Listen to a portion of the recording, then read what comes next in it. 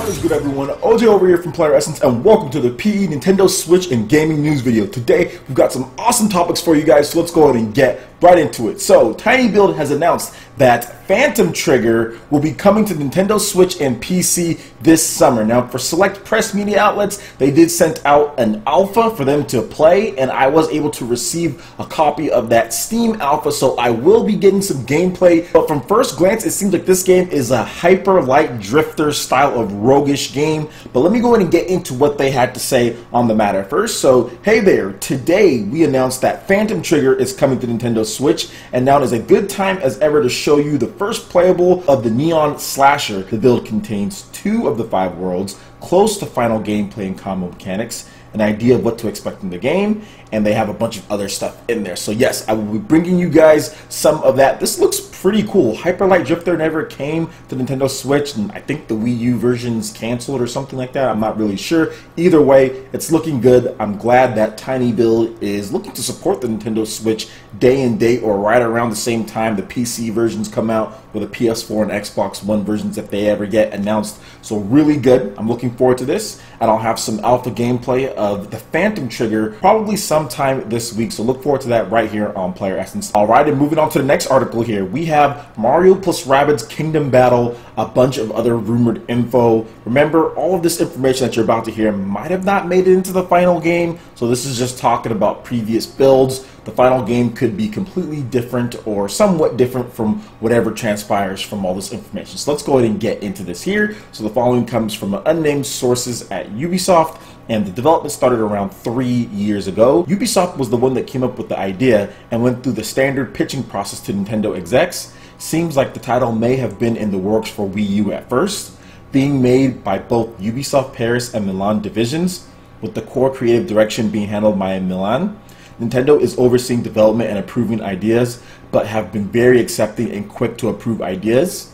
Game features surreal self-referential gags. At one point, there was a hulky Donkey Kong themed Rabbids serving as one of the first boss encounters. The Rabbid has access to a pile of bananas that it can be used to replenish its health.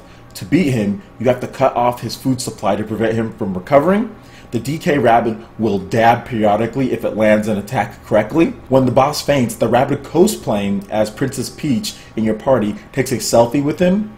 The 8 playable characters each have an individual skill tree of sorts for developing special abilities.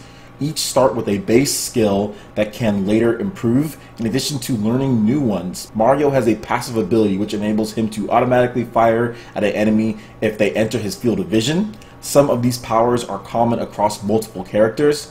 There are unique ones like Princess Peach's powerful ability to inflate enemies using a foot pump until they explode. Oh my goodness.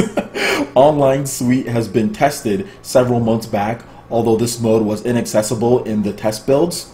Additional mode named Arena was spotted in the test UI. Prototype features a mode dubbed Amiibo Machine, but the details behind it remain a mystery. Ubisoft is producing prototype figurines of some of the game's characters. This game was originally intended to be unveiled during Nintendo's January Switch event. The reel got pushed back in order to let the game get some more polish. It will be revealed at E3 2017 and could see a release in August or September. So I also want to add in another bit of news to this too. The Brazilian ratings board, which it seems like Nintendo games are coming back to Brazil, also rated Mario and Rabbids Kingdom Battle. So it's been officially rated by the official Brazilian's ratings board. So this game is pretty much 100% confirmed real, if that didn't already tell you that there was this type of game. Now, getting into all this information here, it seems like the humor is going to be one of the key driving points of the game. Similar to like South Park, The Stick of Truth, the gameplay is okay, but the humor and like the abilities, the skill tree, all that really just kind of sucks you in. And if you're really into the aesthetics of the game and kind of the gameplay as far as what they shape around the skill trees and leveling, the strategy RPG or RPG mechanics, then this is going to be the perfect game for you. And like I told many people before this information bombshell came out, I said this game is really going to make it work. Like when you talk about Rabbids and Mario, that doesn't seem like a likely combination, but when you see what they do, the concept of it, like the cosplaying as Princess Peach, Luigi, all that, the guns, what they're doing with the game, trust me, it's all going to make sense, and it's starting to make sense. The fact that the rabbit dressed up as the Princess Peach can snap a selfie with the boss after you beat them, I think that's going to be hilarious. You can inflate them till they explode. Stuff like that is going to be littered all over this game, and I think it's going to turn out to be really good.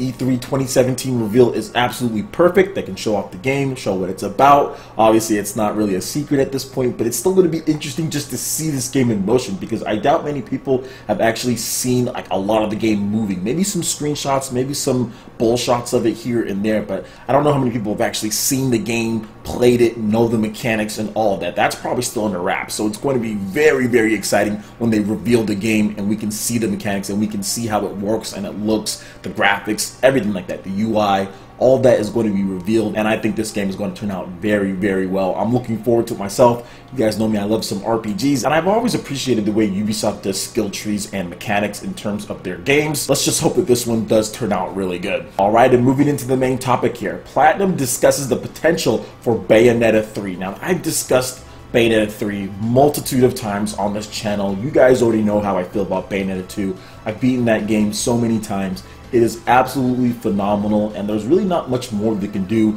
in my opinion, that I've seen to the combat system to make it any better. I think there's other things they can do in terms of graphics, of course, presentation, adding more levels. They can do all that, but the combat system is so good, and it's pretty much the best I've ever played when it comes to a pure, stylish action game, the Devil May Cry series, stuff like that. But there was an interview with Source Gaming, and Atsushi Inaba from Platinum Games did talk about what they're going to do with Bayonetta 3 and how that is going. So let's go ahead and get into what Inaba had to say. Here's the question first from Source Gaming. If Bayonetta 3 were to ever happen, would Bayonetta still be the protagonist, or would you try to surprise fans? Maybe there would be a male Bayonetta. Laughs. I would like to make Bayonetta 3. We're talking within the company, even now, about what to do. But because we're constantly talking about it, that actually makes it really hard to say.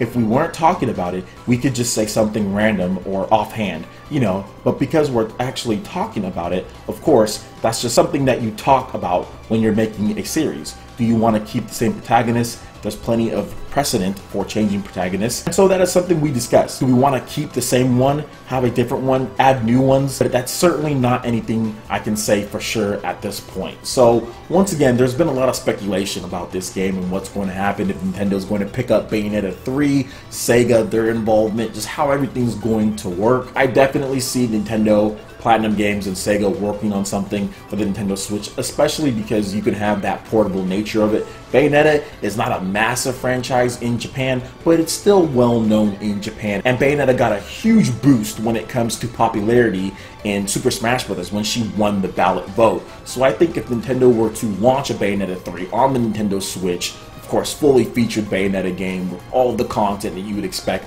the online play, but even improved better. You can play it on the go and you can play it on your TV. Of course, spruced up graphics, 1080p, 60 frames per second, everything moving buttery smooth and silky. I think it could be just a mega hit. I think it can be a lot bigger than what Bayonetta 2 was on the Wii U, and they did the whole thing with Bayonetta 1 and Bayonetta 2 on there, so more people have even played the original, and it's just been gaining popularity since then. So I do think if Bayonetta 3 was to release on the Nintendo Switch, that would be huge for Nintendo, and I think that's going to happen ultimately. Now, I don't know if we're going to see that at E3 or anything. Doesn't sound like they're anywhere near close to even revealing that, but Platinum Games is listed as an official partner for Nintendo, so I think Bayonetta 3 would be the only logical conclusion as far as what they're going to put on this system. Bayonetta winning the fan ballot and all of that, and I think even Bayonetta helped even with the PC, so Nintendo fans that have PC out there probably bought the game as well. I actually have multiple Nintendo fans that told me they bought the game on PC, and Natasha, Hyrule's Evil on Twitter, shout out to her, she even got me a PC version of the game as well, so she bought multiple copies and she's a big Nintendo fan too.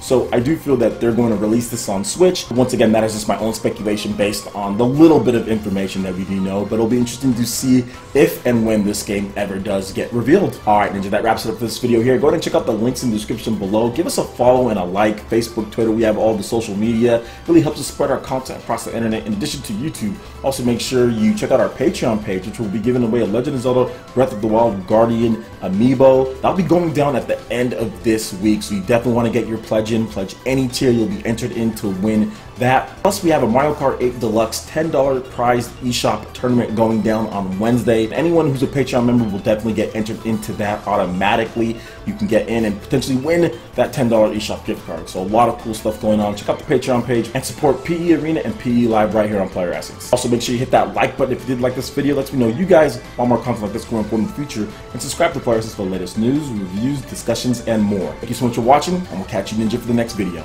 Peace.